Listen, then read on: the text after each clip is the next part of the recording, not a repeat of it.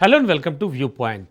Antibiotics తెలుసు కదా, ఎంతో కీలకమైన విషయాల్లో ఇక ఒక రుగ్మత కానీ అలాగే ఒక రోగం కానీ ఖచ్చితంగా దీనికి యాంటీబయాటిక్స్ ఉపయోగించాలి అంటే మాత్రమే ఉపయోగించగలిగేటువంటి డ్రగ్ యాంటీబయాటిక్ అనేది. మరి ఈ యాంటీబయాటిక్స్కి సంబంధించి ఒక కొత్త వార్త అదేమిటో తెలుసా? దాదాపు అన్ని దేశాల్లో కూడా మితిమీరిపోయిన ఔషధాల వినియోగం అంటే యాంటీబయాటిక్స్ను మితిమీరి వినియోగించడంతో దాదాపుగా అన్ని దేశాల్లో కూడా ఒకే పోకడ ఉందని రీసెంట్గా ఒక సర్వే తెలిపింది, ఒక అధ్యయనంలో తేలింది. వాచ్ శ్రేణి యాంటీబయాటిక్స్ను ప్రతి చిన్న అవసరానికి వాడేస్తున్నారని పేర్కొంది. ఈ అధ్యయన వివరాల ప్రకారం చూస్తే కనుక ప్రముఖ ఈ హెల్త్ జర్నల్ ఒకటి ఉంది, ద లాన్సెట్, చాలా ఫేమస్, మనకు తెలుసు. అందులో ఇవన్నీ ప్రచురితం అయ్యాయి. వాచ్ శ్రేణిలో చూస్తే చాలా శక్తివంతమైన ఔషధాలు ఉంటూ ఉంటాయి.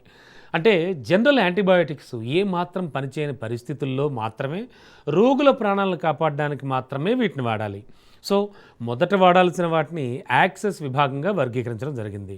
అంటే మామూలు జనరల్ మెడిసిన్స్కి, అంటే రెగ్యులర్గా వేసుకునే మెడిసిన్స్కి, ఓ చిన్న రుగ్మత వచ్చినా వేసుకునే మెడిసిన్స్కి లొంగని మొండికరమైన అంటే ప్రమాదకరమైన ఇన్ఫెక్షన్లపై పోరాడడానికి చివరి ప్రయత్నంగా మాత్రమే రిజర్వ్ విభాగం అంటే యాంటీబయాటిక్ మందులు వాడాలి. చూసారా, యాంటీబయాటిక్ ఎప్పుడు వాడాలి అనేది ఇంత కీలకంగా ఉంటుంది.